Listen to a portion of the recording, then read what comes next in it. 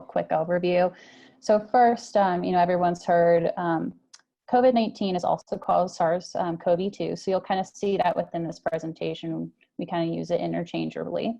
And the first thing on the slide we want to talk about is, SARS-CoV-2, how long does it survive on surfaces?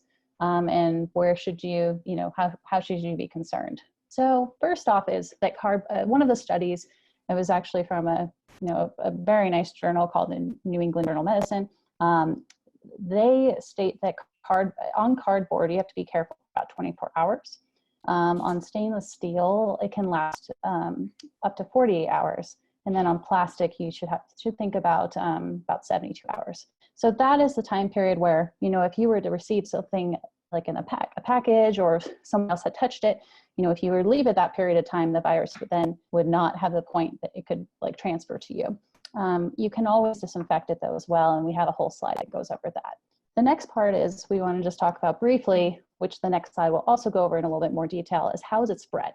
It's spread person to person, and that's about 6 feet. So you want to make sure that you're keeping 6 feet from people, and anytime they're coughing, sneezing, and it can even happen when someone's just talking to you, and kind of about the importance of masks as well, which we'll talk about later in the presentation. And then really, who is at major risk for this disease? And so when you look at the data, it indicates that patients or anybody who's over 65 years of age can be at risk. And in particular, certain conditions such as obesity, high blood pressure, and diabetes and heart disease and lung disease, those people can have a little bit more issues. So you really want to take care of yourself and take care of your neighbors, especially with this pandemic. And you can go ahead, Dr. Bernard. Sure. So just to follow up, when you hear SARS-CoV-2, that refers to what we actually call the virus. So it's severe acute respiratory syndrome coronavirus 2. So that's what SARS-CoV-2 stands for. And then COVID-19 is the name of the disease that virus causes. And people use them interchangeably, just like Jaclyn said, but now you're in the know. You know that one is the virus and the other is kind of like the form of the disease or the name that we call the disease. So just on this slide, what I've been doing at home, if you're wondering, like when I get a package, because it's from, Amazon or wherever, and it's cardboard, because we know that it can last on cardboard for 24 hours, and maybe the person who touched the package might have had an infection, I just leave it inside my door for like 1 day. Now, of course, if it's not something that's going to spoil, but that's just something that you can kind of easily do. If it's something like a plastic or whatever, you might want to leave it for, 3 days. So those are just kind of things that I've been doing at home, is just kind of leaving packages. And if you guys have any questions at the end, we can also talk about, groceries and things like that. But just as a kind of rule of thumb, I just kind of leave something for about a day if it's not something that's going to spoil. Okay, so how can you keep yourself safe? These are just kind of, I think, common hygiene practices that you would do. Wash your hands pretty frequently, maybe a little bit more than you normally would. If you go outside and walk your dog, come home, wash your hands. If you, we all touch our faces, throughout the day, just, wash your hands. If you go somewhere, wash your hands when you get there, wash your hands when you get back. So maybe a little bit more than we're used to. You can also use Purell, but soap and water works really, really well against viruses. I prefer soap and water if I can. You can, as far as understanding how it spreads, it's through person-to-person contact and droplets. We know that we think that these respiratory or droplets that are released, like when you speak or you cough, that they can stay in the air for a while. So that's why we're suggesting that people are about 6 feet apart or more. And we can actually show you a slide on that later. But just to have probably a little bit farther of a distance between you and others than you would normally have. So it's about 6 feet, which is about a foot more than me.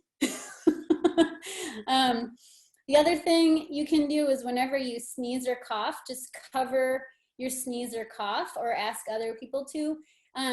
You can ask other people to do that when they sneeze and cough. You can use a tissue. You can also use the corner of your elbow. We say don't use your hands because you use your hands to touch things. So that's why your elbow is always probably should be your go-to cover. You should also probably disinfect and clean your workspace pretty frequently, whether that's at home or when you transition back to work or to buildings, because that's going to keep the area that you're working on nice and clean. I go around my house with Lysol about every other day, and I wash off all the doorknobs and all the light switches. We've been staying at home, but just to be careful, that's what I've been doing. So, and then the other thing here that we can see on the slide is face masks, and we can talk about that in a little bit more detail if you guys want to towards the end. But right now, because we know that respiratory droplets from coughing, sneezing, or even maybe talking can get these viruses into the air, we're asking people to wear masks. Now, if you're sitting at home alone and you're not going to see anyone, you do not need to wear the mask. But if you're at a workplace where you're going to maybe encounter other people, or maybe you're going to the grocery store or the pharmacy, places like that, you're going to definitely want to wear that mask. I've actually found some masks that have been pretty inexpensive and pretty kind of soft and comfortable that I can wash, and I actually own several now. So that's one. These are just things that you can do to keep yourself safe. So as far as cleaning, that last picture here, I'm going to now give this to Jaclyn. She's done a bunch of reading for us, so she'll tell us what she found out. Yeah, thank you. Let's see, did the slide move? Hold on. Okay, there we go.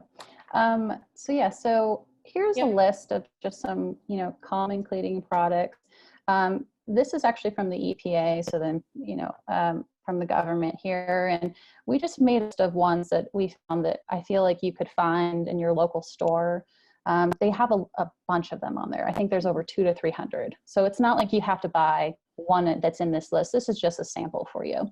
And really what we wanted to do on this slide is kind of explain how you can disinfect if it's a hard surface, if it's a porous or soft surface, and then especially for like your electronics, because, unfortunately we use those all day long, all of us, to do all of our activities.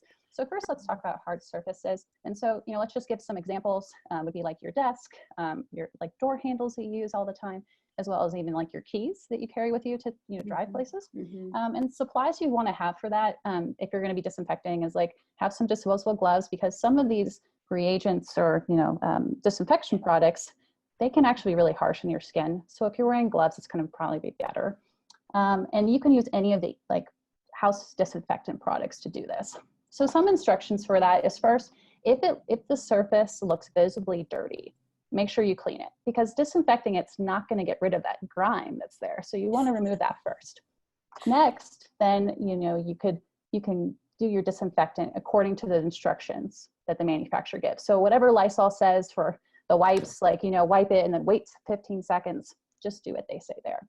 And if, for example, you don't have any of these products, you can actually use a diluted bleach solution. I think most of us have bleach at home, right, to make sure our whites look really white.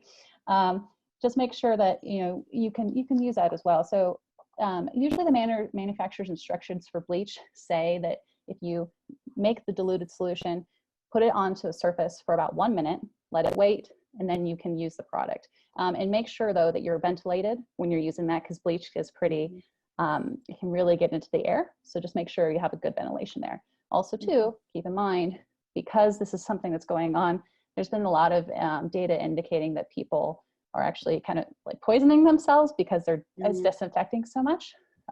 So don't mix bleach with any pneumonia. That can make not a very good chemical to breathe in.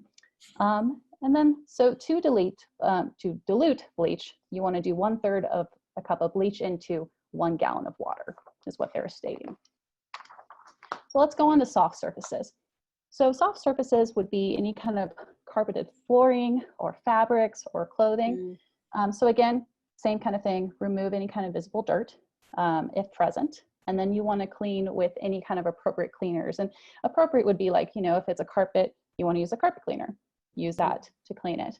And then for clothing, make sure that you put them in the washer, in the laundry machine, you know, and you want to use the hottest setting possible. But, you know, don't damage your clothes too. Certain items are going to, you know, some certain nice blouses, you're going to need to, you know, launder a little bit differently. So make sure you look at what the manufacturer states too. And ensure that your clothes are completely dry before using them. And also just make sure that when you're like looking for your disinfectant products, you might want to have something that's good for, it says for soft materials. So just when you take a look, when you go to your local store, see if you have one for that too. So now let's go on to electronics, which I use my phone daily. Examples are, you know, like a keyboard, computer, phone, or anything else you'd have, tablet. So instructions, you know, I previously used to work for Apple, and so Apple has their whole own instructions on how you should disinfect these things, because, you know, if we just take, you know, a disinfecting wipe, you could damage the device. So make sure you take a look at that. But if there aren't any, if there's not any instructions from the manufacturer, the CDC explains that you can just use like an alcohol wipe or any kind of solution that has about 70% alcohol content. And so you can just wipe off the surface and just make sure they're fully dry, so that way that moisture isn't getting into that electronic device. And then, yeah, so that's what we have for, you know, disinfecting. We can obviously answer more questions for you later, but next we can go on to flattening the curve. Okay, awesome. Yeah, that sounds great. Let's see here. There we go. Okay, so flattening the curve. So you guys have probably heard a lot about this in the media recently, you know, on the news, talking to friends. Flattening the curve, really what this means is that you're spreading the disease, or who gets the disease, over time. And the reason why this is so important and why we all need to do our part to try to stay safe and healthy and not succumb to infection is because it's really to help hospitals take care of the sick people. COVID-19 is can cause severe illness. A lot of people, older people in particular, or people that have other health issues like diabetes or obesity or heart issues, they're getting really sick. So severe illness. A lot of people that come down with this disease have to go to the hospital, and in some cases have to be in the intensive care unit, and often will need help breathing. And that's the ventilators you've been hearing about. So the reason why we want to flatten the curve and spread the disease over time is because hospitals can only take so many patients at one time. So if we flatten this curve and we have less people sick at any given time, hospitals can take on all of those people and they can care for everyone that's sick, and that everyone can get a ventilator, potentially. Now, if we have so many people sick at the same time, we're not going to have enough room in hospitals, and we're not going to have enough ventilators. So actually, hospitals right now have some ethics protocols in place, not because they want to, but because they have to. If the number of sick people exceeds the number of hospital beds they have, they're going to have to start refusing some people, and they have to do it based on certain, I guess there has to be decisions made, some kind of like rules around decisions. And unfortunately, people who are very, very old and who will maybe not survive, those would likely be the people that will not get hospital care. So when we flatten the curve, we're really taking care of grandma and grandpa. We're making sure that grandma and grandpa, if they get sick, there will be a hospital bed for grandma and grandpa. And that they can get all the care that we would want grandma and grandpa to have. And if they need a ventilator, that they will get one. So really this flattening the curve, we're likely not going to decrease the total number of people that get sick. We're just going to spread it out over time. It's kind of like if you were to win the lottery, it's a really bad idea to spend all your money on one day. You're going to want to spread it out for your lifetime, right? Use that $1 million over like the rest of your life as opposed to in one day, right? So you can kind of think of it as that. So flattening the curve. And the way that we do this is by following the stay-at-home orders and wearing the mask when we're asked to, and washing our hands and covering our cough, and you know, just trying to do as much as we can to stop the spread of the virus. So I think that's pretty much the summary of what the flatten the curve is. If anybody has more specific questions, we can answer those at the end. And we are, the slides that we have prepared are nearing the end. But you know, keep any questions you have in mind, because we'll be happy to answer those. So I'm going to give the next slide here to Jaclyn about what you can do for your personal safety before, during, and after work. Yeah, so, you know, let's kind of talk about what you can do for yourself. And really, you know, I think what's most important to think about is that we all can help ourselves during this process. And we can be our own advocates to really make sure that we're safe. And so let's think about what we can do before we go to work. So before, try not to wear non-essential items. So don't wear, you know, certain types of jewelry or something, because, you know, when you bring those home, you probably should maybe like try to disinfect those or something else. You know, wear shoes and clothes that you can easily clean. So if it's like a really great dress you have, or, you know, some really nice slacks or something that need to be, you know, from the dry cleaner, maybe don't wear those right now. Just something else that you can easily clean it at home or something like that. And then bring your lunch and any other items into something that's disposable. So that way you don't have to bring those items you had back into your home. Because really we want to limit anything that's coming from the outside environment into our living space. So during work, you know, what can you do while you're sitting there with everyone else? Well, make sure that you disinfect things you use regularly. And we talked about how to do that. So make sure that, you know, your phone, you take care of your IDs. So anytime you're going into a door, those you should probably be regularly disinfecting. And then as well as your keys and such. And clean surfaces and your hands regularly too. We talked about that, you know, before eating, after eating, you know, whenever you're going somewhere else is probably a good idea. And you can do that in the workplace with like, you know, a 70% hand sanitizer solution of alcohol. That works great. And then avoid physical contact, such as handshaking, you know, hugging. I always feel like I'm a very touchy-feely person and I love hugging people. And so that's the change that I'm going to have to make when I go out too. And so definitely it's something we're all doing. I know online they have it where people are like, you know, hitting toes against each other, or, you know, or elbowing or something like that. Just try not to make some of those contacts as much. And then wear a mask while you're out in public, and physically distance yourself from others. So you see that a lot with social distancing. Make sure you're 6 feet away from people. So when you're sitting in a workplace, be cognizant of that. Make sure that you're sitting within the 6 feet, as well as wearing your mask, because we'll talk about later if you would like, but wearing a mask really requires everybody to do that. If only one person is, we're not really protecting everybody in that workplace then. And then let's talk about what do you do when you get home? Yeah. There is a question from the chat. It says, what's the best way to protect yourself when traveling on a bus, train, or plane? Yeah, so that, you know, that's a very good question, because again, you're in public places. You know, I would say that in those areas, if possible, try to make sure that you're sitting away from people again. So if there is room on like public transportation, try to pick a spot that's further away from people. Again, wear your mask, because that'll be helpful as well. Also, when wearing a mask, make sure you're not touching your face, because then that's going against everything that the mask is supposed to do for you. So in that case, be careful, because, you know, if you touch your face at all, then you're going to be kind of giving that virus to yourself. So that's not great. So I think those are the best things we can do. You know, public transportation is a little bit more difficult and maybe a little bit more anxiety provoking because of this. But I think there are ways you can mitigate it. But thank you for telling me about that question. So again, let's, you know, what about after work? Well, make sure you disinfect any items you kind of bring into your home. Like we talked about with the hard surfaces or what have you. And then if you can, leave like your work shoes outside the home.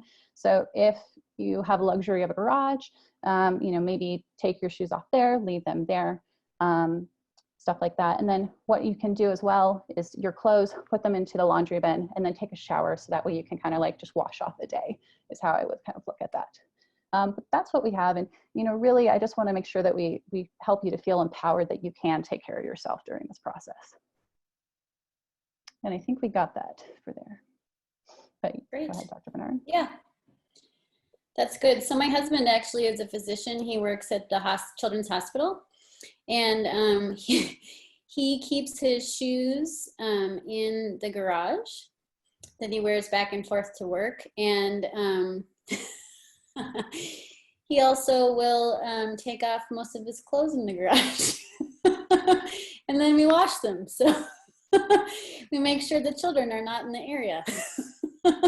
But that I don't know that you have to do that, but if you have like a coat and your shoes, you might want to leave those outside the home or hang them up in the garage or something like that. And then if you can, go straight up to your laundry room and drop some things there. Those are the kinds of things that you could do. So yeah, all really good advice. So this is just a slide for public health references. And this has to do with, these are the states that the BICO properties are within. So the best place to go for information that's up to date, because it's up to date, if not on a daily basis, on like a weekly basis, is the public health department for each state is going to have the up-to-date information that you could follow. So as you notice here, each of these states have COVID-19 information or guidance readily available for you. They'll have handouts, they'll have all kinds of things that you can read. They'll have references for you.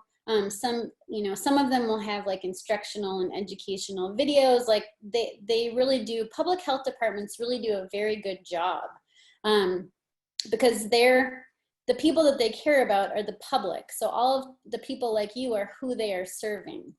Another really good reference is the Centers for Disease Control. That's for the whole United States. And each public health department will work with the CDC on this information and guidance. So the Centers for Disease Control, or the CDC, is another really good, useful site. That's where I go. In addition to the Colorado's Department of Public Health, I will also go to the CDC for all my information. So these are just some links to those sites. But if you were just to put in your search engine like Google or whatever, you just type in the name of your state and public health department or public health, they will likely just easily come up. And then this slide is just a list of some of the references that we have used to put together the slides that we have presented. So you can, as you can see here, CDC, a lot of Centers for Disease Control. We also put a couple of other websites we found really useful. This website, or this link here at the bottom, had really good information on how to keep yourself safe after you come home from work. So you could look at that for a little bit more information. But any of these would be useful. And then the last thing I think we were going to offer was, do you guys have any questions? Ooh, the chat looks like it just lit up. I think we have a few questions from the chat. So I don't know if you want to read those out or if you want one of us to read those out. Let's see, we got the bus, train, or plane. Okay, so another question from that same person was, how long does the virus stay on clothing? So clothing is like a porous kind of surface. Jaclyn, I would say at least 24 hours. Jaclyn did a little bit more reading. What would you say? Yeah, I think because of the fact that it's a porous material, I do think you could say the 24-hour mark would be more it's more likely to be like cardboard. So I do believe probably about 24 hours is probably the best estimate. Yeah, I think so too. So does that mean if it's on your clothing that you have to be even more vigilant to kind of not wipe your hands on your clothes and so forth? I think as long as you're really washing your hands and then you're not touching your face, I think that's going to be the most important part, because, you know, I think we're going to, as humans, I mean, if you just watch ourselves in our camera, we're all kind of moving around and doing different things. So I think that some of that we can't control, but as long as we try to be cognizant of our face and then make sure we wash our hands, I think that's the best we can do. Yeah, I agree. I don't know if you have been trying to stop yourself from touching your face. Turns out that we all touch our faces a lot more than we probably even realize. So there'll be times when this all first started, I'd be like, I don't touch my face that much. And then I'd scratch my nose. I'm like, oh. So you just try to be very aware of touching your face. I had a friend of mine said, well, if you're holding 2 wine glasses or water, then you can't possibly touch your face. It's like, that only works at night. So we had a question about groceries. What's your best advice about the grocery store? And then what do you do when you get home? Yeah, so, and Jaclyn, you can chime in on this too. So when you're going to the grocery store, again, wear a mask. Absolutely, don't touch your face. Try to have that social distance of like 6 feet from someone else. When you bring your groceries home, what we've been doing is anything that's not gonna spoil, like boxes of pasta or whatever, we will actually leave in our garage for a day. If there's something you want to bring in, you can wipe it down like with a Lysol wipe or something like that. Produce you could certainly wash with soap and water, but make sure that you really rinse it with the water because you don't want to have any soap left on it. Some people think that's a little bit extreme. I teach virology too, so I think it's okay. Do you have to do that? I don't know. Yeah, that's something that's kind of, I think it's a little bit up in the air currently on what the guidelines are for all of that. But I like myself, we do leave stuff like that's like a, you know, non-perishable. If I don't need to have it into my kitchen, we'll leave it at a certain point in the house for a couple of days just to make sure that I don't have to worry about it. It's more peace of mind, really. And then for like, any kind of produce, I think the CDC, they state, you know, you can actually soak it in water for a period of time and have it running water on it. And some of that also works to remove probably, I think what they stated was something around like 90%. So well, people are worried about, they're worried that people aren't going to rinse it properly and there'll be soap left behind. But I'm like, well, I'm pretty good at getting the soap off my hands. I'm pretty sure I can do that with the banana. I think what they were stating is like some soaps can irritate your stomach or something like that. And so what you can do is just, if it's like something that's kind of porous, you may not want to put it on there, like an orange peel. I don't know, something like that. Yeah, but I don't eat the orange peel. Yeah, true, you don't. So I don't know. There's a lot of like ideas on what should be done. And I think if you're not overdoing it, I think you'll be okay. Yeah. So does that help? I guess, does that help? I think so. We have a couple of building related questions, which I can get to after we talk about the mask questions. So we have a couple of questions about what should you line your cotton mask with? How do you disinfect your N95 mask? And what kind of masks do you suggest that people wear? So Jaclyn, you can jump in at any time. I have cloth masks that I have been using, and they're just cotton, and they have like 2 layers, and I can wash them. So I take my dog on a walk with the mask, and then I might reuse it one other time, but I can put it in the washing machine, and I have a few of them now, so that's what I use. You can certainly find a lot of these available online for purchase. The N95s, I don't know as much about those, but what I do know is those are primarily for healthcare workers. And I would not purchase any N95 masks because I feel like any N95 mask I purchase takes one away from someone who is going to be taking care of grandma down the road.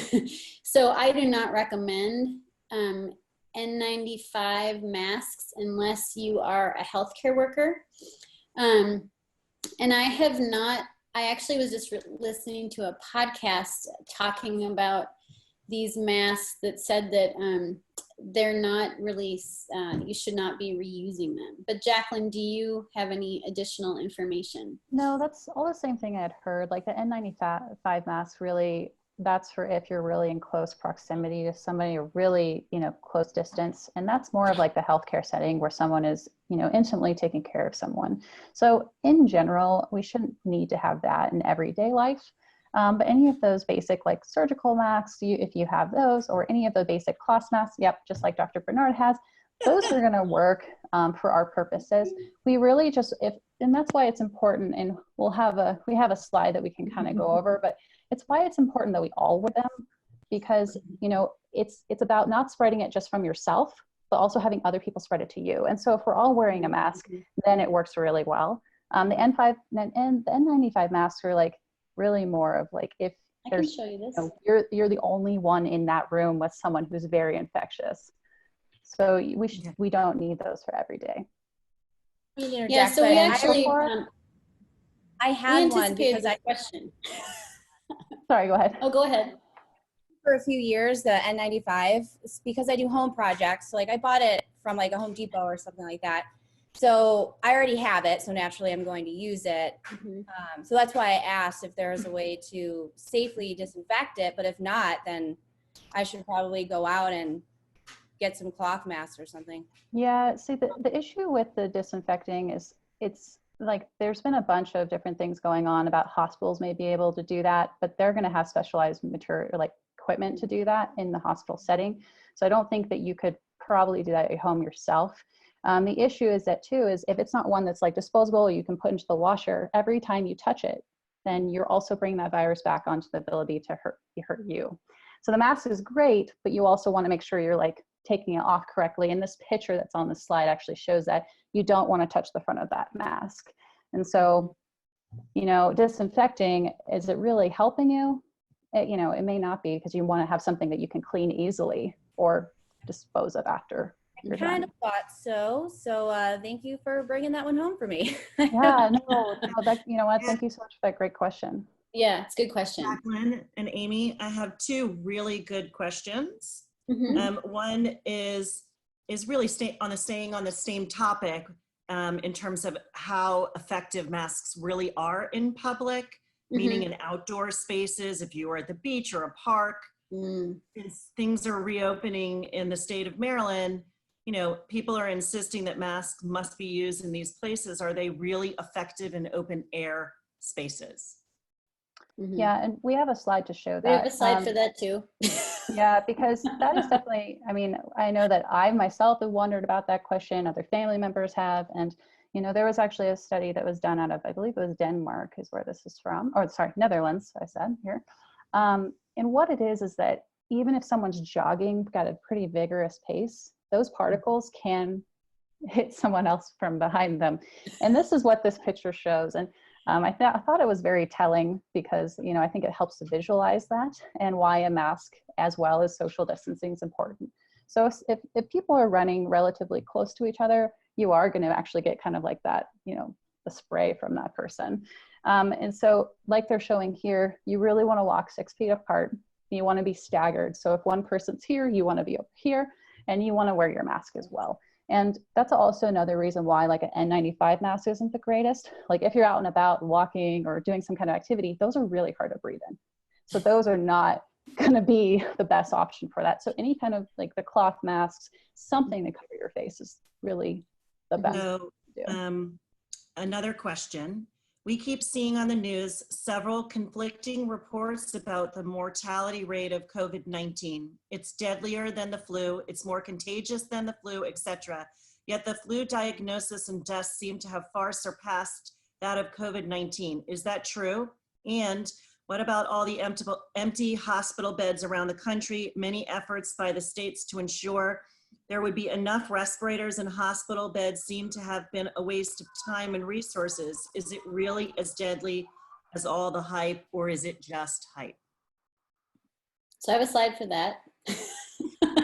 we kind of, so yeah. So what I will tell you about having some empty hospital beds, I know that in a lot of states, that's actually not true, like New York, as an example, they're overfull. If there are empty hospital beds, which, you know, I think in a lot, like in Colorado, I know at the adult hospital, we do have some open beds, and that's because flattening the curve and all of this stay at home is working. If we hadn't stayed at home and done our part to keep the infection as low as possible, guaranteed we would be overflowing. So I think that, you know, it's one of those things where flattening the curve is a victim of its own success. You know, because the hospital beds aren't full, people feel like, oh, there was a lot of hype. Well, it's not exactly true. If we didn't do all of this, we would be overflowing and we couldn't take care of all the people that are sick. So I think that we have done the right thing.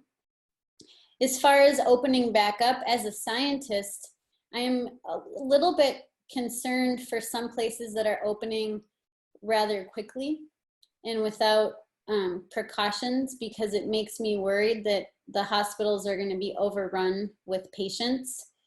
I think that if we open slowly and take these precautions, I think it's going to be better overall, and we're going to have less fatalities and less infections and less severity. The one thing we do know, if you look at this slide, is that the COVID-19 is much more severe than seasonal flu. A lot of the people that are infected with COVID-19 have problems breathing and need mechanical support, and they need intensive care units.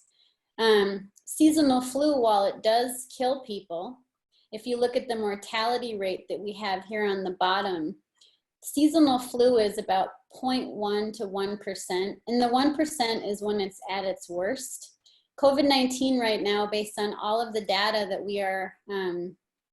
we have been collecting since this first started, it's been at about a 3% death rate. It's probably going to stay there. We're going to continue to collect data, but it's a higher mortality rate, and the disease is much more severe. We also right now are just learning about things that can happen to the people who have successfully overcome disease. We're learning about if there are any long-term, although right now we can't really say long-term because it hasn't been a long time, but we're learning more and more about are there any consequences of having successfully overcome the disease? And right now it looks like people will continue to have, not all, but some people will continue to have breathing difficulty for months. Down the road, a year or two from now, will this go away? We don't know. So there might be long-term consequences, respiratory consequences. We're also starting to see, and this is in small numbers, and this we'll learn more as time goes by, some of those kids that are becoming infected but are asymptomatic, so they don't show disease, some of them are showing up with cardiac issues. Now it's low numbers, it's small case numbers, but it's in kids that have not had problems from the infection that we're seeing some, you know, downstream consequences. Is this going to happen to every kid? Definitely not. But how many, we don't know. And is there some underlying health concern? You know, we just have to get as much data as we can right now from all of the patients that are currently affected, or even kids that aren't affected. We're gonna learn more and more. Now, the other thing that you need to think about with this COVID-19 versus the flu is that the flu's been around for a long, long time, you know, hundreds of years. Our last pandemic was the 1918 influenza pandemic, right? We have built up immunity to a lot of different strains of the flu. So, you know, every year new strains come out because viruses mutate. That's what they do best. They're always changing. They're trying to get better at what they do, and they're trying to evade our immune defenses. Like, that's what they're trying to do. They just want to live longer and be better, right? So a lot of us have immunity to different strains of the flu, whether we've been infected with the flu or, like me, I get the flu vaccine every year. You know, I have, you know, as far as I know, every year my entire life, I have a lot of immunity built up to the flu. So a lot of times when new flu strains come out, my immune system recognizes it enough that I can combat it. I might get a little bit sick, but I'm not going to die from the flu, right? But with this new coronavirus, no one has immunity. None of us. This is totally brand new, and it causes incredibly severe disease in people who are older than 65 or people that have comorbidities. In fact, I can tell you right now, I work with a physician who he takes care of kids in Colorado Springs, and he said all of the kids in the intensive care unit in Colorado Springs are obese. That's a risk factor. So obesity is a risk factor for a lot of these patients that are having severe disease. Now, certainly there are going to be some non-obese patients that also have severe disease, but that seems to be a risk factor, particularly for some of these younger than 65 people. So that's, you know, it's just, I guess, something, you know, additional to think about. But yeah, so it is more deadly. It is more dangerous right now. And until we have a vaccine, I think, you know, we have to be as careful and as cautious as we can be. Did I answer all the questions? So we have another couple from the chat. I think one of the main ones that will be on everyone's mind is, how do we stay safe inside of buildings? So people have stairwells and elevators. Yeah. How do you distance when you're in a more enclosed space? Yeah. Jaclyn, I'm going to hand that one off to you because I know you did a lot of reading about this. Yeah, so kind of like we said before, try to minimize and keep that 6 feet and wear a mask. So obviously that's kind of hard on like an elevator or something. If you can, maybe wait for the next time the elevator comes back, if that's something you like to do. The other thing is, you know, obviously everyone's pressing those elevator buttons. Make sure you wash your hands when you get to your workplace. Yeah, or you use your elbow, something like that. So that way you're just not, you know, adding it to your, you know, not leaving it on your hands is really the point. And then, you know, stairwell, same thing. You know, if you're using the handle, be careful. And if someone's walking up the stairwell, maybe give them a little bit more space and try to stagger yourself. Just be cognizant of how that would happen. And I think that's probably the best way to do it. And then also, like we're saying, you know, on our last slide, we had it where all of the, what's it called? We talked about how if you all wear a mask, then we're going to be reducing the spread of that. And that is very, very important. And so if we all wear a mask, that's going to really reduce the particles that are in the air in general. So that's very important. So I think that's really the way you can do that when you're inside in a building with other people. I want to jump in here real quick because you mentioned stairwells, and if you're walking up and somebody else is walking down, you know, give them some space. So there was another question in here about what BICO is doing specifically in the buildings, and we are instituting traffic patterns in our buildings.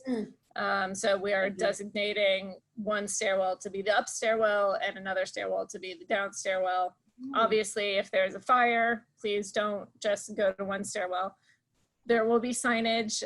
So when you return to the building, you'll see the sign saying, be mindful of social distancing. This is our traffic pattern. These are the entrances. These are the exits. And we're just trying to be mindful of giving each other space when we're entering the building and walking around in the common areas. There was another building question. Oh, what's BICO doing with cleaning? We are going to have extra day porters. So we have a dedicated sanitization team who will be on site, their only job is to clean the elevator buttons, clean the stairwells, clean the door handles, clean the amenity spaces, and make sure that everything is getting cleaned throughout the day. So I think that in addition to everybody wearing their masks and being mindful of touching their own face and washing their hands, that we'll be able to feel comfortable when it is time to come back to work. There was another question about what are we doing, are we doing anything to the filtration regarding ventilation? So regarding that question, we have a very robust indoor air quality program that we follow already to maintain our filters and do our PMs and check our indoor air quality for contaminants. What we're doing in light of COVID, we're updating our filters and we're going to be introducing more outside air into the building because that's what the ASHRAE guidelines say. So there's not been a stance on making any sort of modifications to the HVAC system. So we're keeping up to date with the CDC and ASHRAE and OSHA and all of those governing bodies to make sure that we're doing the most updated guidelines. And there's like some more questions here. I don't know if there are any for me. So number of people in the elevator at one time, it's depending on the elevator. It's gonna either be like 1 or 2 people per elevator. We're gonna put up signs in each elevator lobby and remind people to social distance, but we're not gonna have like a bouncer at the elevators to like tackle people. So it's gonna be, we're hoping that people are gonna be able to maintain their personal responsibility and guidelines, and you know, the stairwells will be open, elevators will be open, and we're hoping that people will be able to stay away. Hold on one. Is there any more for me? Amy, may I ask you a question while Kate's reading? We had a question come in that Cuomo had a report this morning that 66% of hospitalizations were people who were quarantined. And the question really is, what does that say to you guys?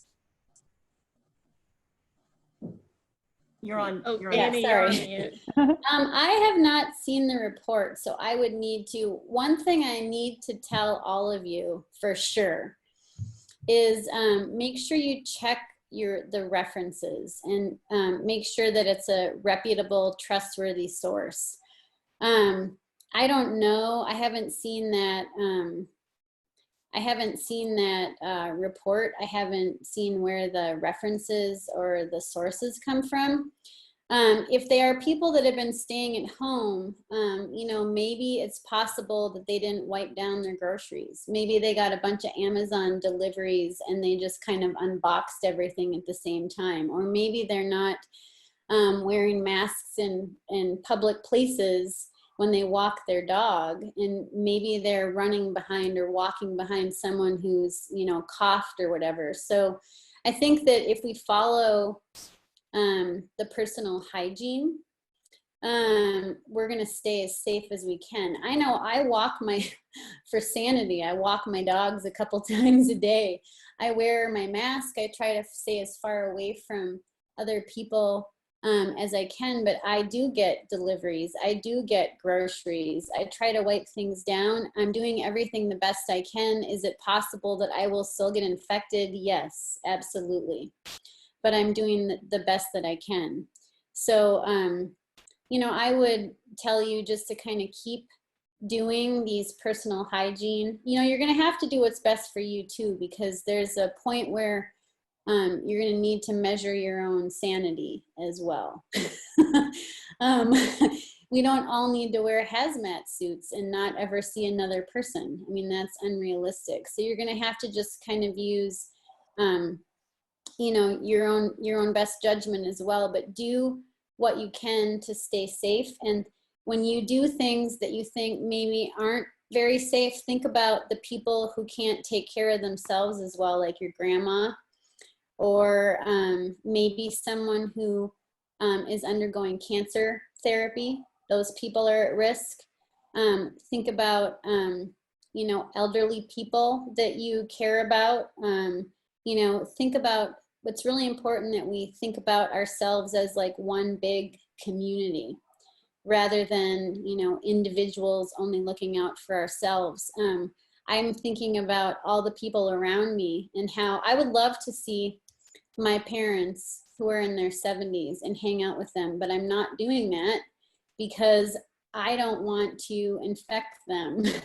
I'm not infected that I know of, but what if I'm asymptomatic, but then they get it from me and they are one of the people that needs ventilator support. You know, my mom's diabetic, she's really at risk. So, you know, I'm doing things to help myself, but also to help people around me. So I think we just need to be very cognizant of that and just check sources.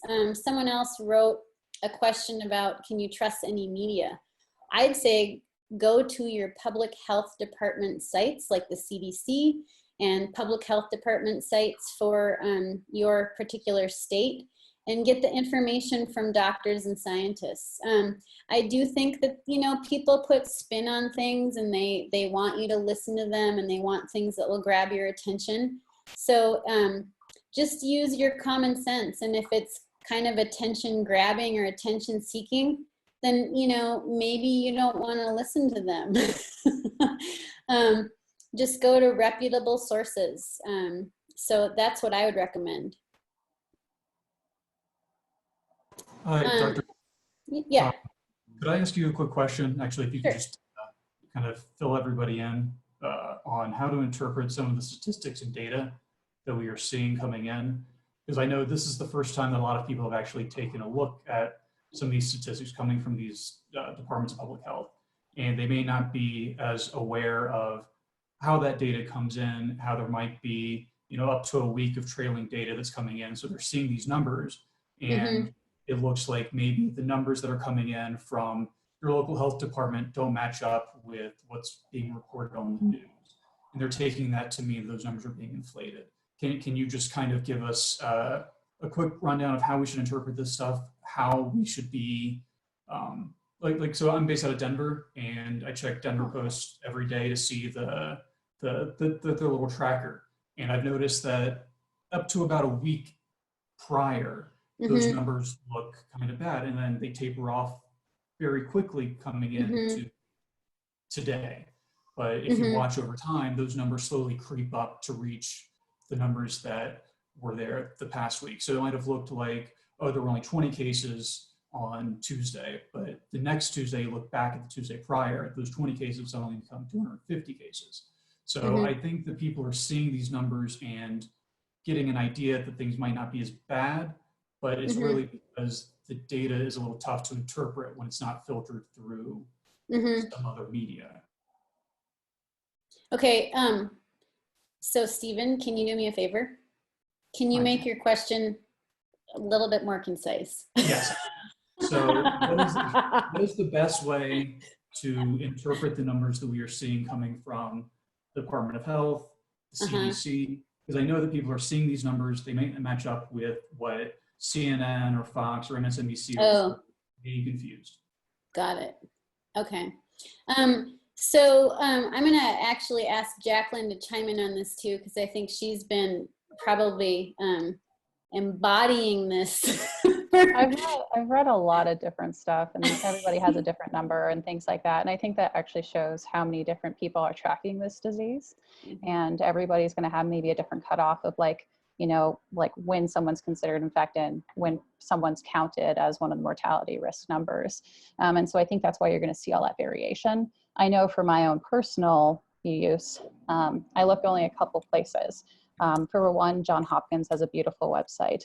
and has a great map, and you can see their numbers. And I feel like their numbers are pretty up to date, and they're a very reputable, institution. So I do feel very comfortable looking at their information and feeling like, okay, I know what's going on.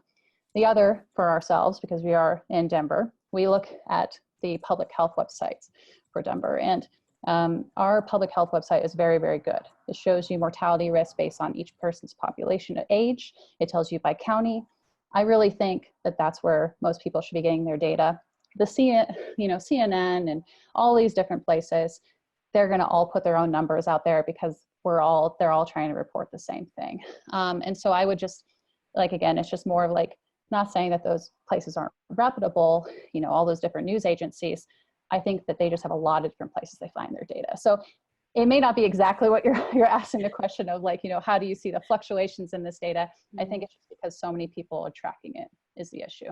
And we all track it differently. I think sometimes with different media sources that aren't based in the public health sources like CDC or, different state public health departments, there's something called confirmation bias that you may or may not be aware of, but people often look for things that confirm what they already think. So you sometimes see that in the media. And I think that plays out, in a lot of different ways. So, that might be a little bit of what we're seeing as well. And that's why I go to those government, like the health department sites. I also obviously read the science literature. So I'll go, and you can look at different hospitals, I think, will also put up different reports and numbers. So you could also do that if you really wanted to find kind of unbiased data. That would be, what I would recommend. But just I agree that you need to be skeptical. Absolutely. That's the way we determine if something's real or not. Just make sure the sources are reputable and that you're not putting all of your faith into something that is not, based in truth or fact. So, yeah. I wanted to say thank you so much to both Dr. Bernard and to Jaclyn for today's presentation. The video will be up on the Green Room on the Flourish website, as well as the presentation, so that you can look at it. And for those of your colleagues that missed it, you'd be able to share that with them as well. We always love feedback, and any of the Workplace Experience team is there to listen to your feedback and let us know things that you would like to see by webinar, video, or written content. We look forward to seeing you guys again, and we thank you so much for joining us today. And thank you so much to Dr. Bernard and Jaclyn for joining us. Thanks for inviting us. Absolutely. Yeah. Thank you, everyone. Yeah.